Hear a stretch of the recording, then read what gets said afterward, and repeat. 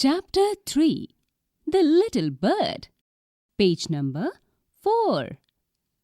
Once I saw a little bird coming hop, hop, hop.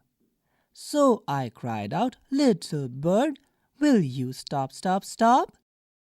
I was going to the window to say, "How are you?" But he shook his little tail and away he flew. To the teacher. Read the poem aloud. Make the children repeat it along with you.